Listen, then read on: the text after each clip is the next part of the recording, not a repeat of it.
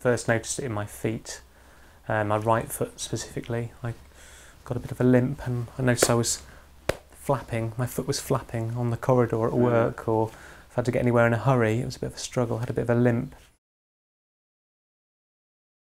I knew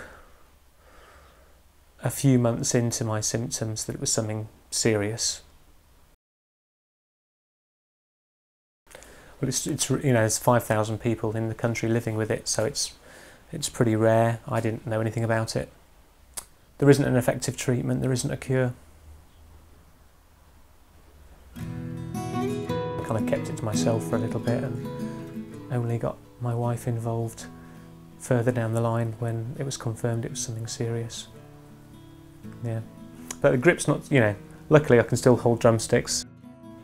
Played music and been in bands for a long time, and not relatively recently, but when I was younger, and never recorded a full album. It's something that I'd regretted not getting around to doing, and I suppose with the finite time I've got, there's a greater impetus to, well, grab it and do it now. We've got together and written a few songs, all new original songs, and I'm trying to have more of a hand in the lyrics, trying to tell a few more stories from my point of view. So we've got together, we've had a couple of rehearsals, and we're due to go into the studio next month. So no feet involvement in drumming, which is, obviously you need the kick and snare. My arms aren't as strong as they were, so I've sort of lacked some of the power and coordination I need, and that's changing, and I'm deteriorating.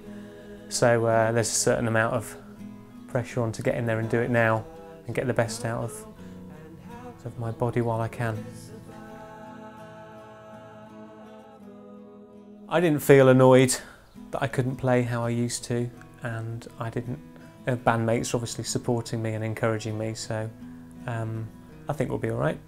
And if I make a few mistakes, and we can go back and I'll add in the bass drum with my hand afterwards or something. There'll be a way.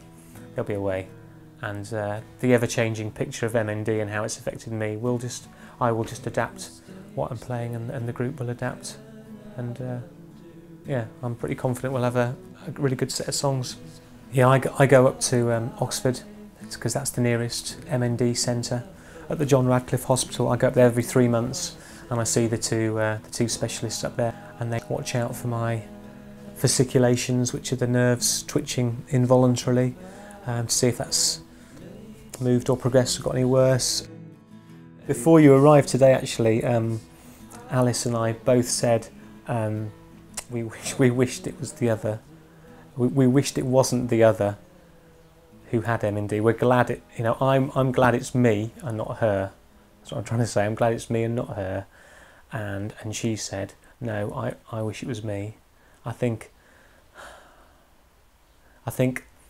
dealing with it yourself and having it yourself is a better option than having someone, the closest person to you, having it and then having to watch them and to care for them. And I think that's why it's extremely difficult for Alice. And you know, I'm glad that the shoe's not on the other foot, and you know, I'd rather I had it than her.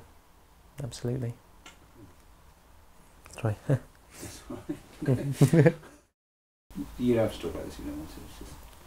No, I may cry, but that is the most upsetting thing, is having young children, and my life expectancy being as such that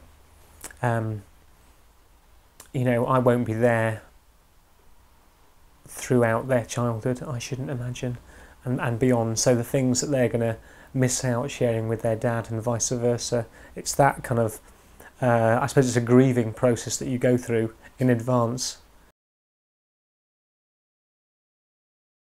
Being proactive and positive and putting my energy into something important is what keeps me going and stops me, you know, feeling sorry for myself and dwelling on things too much.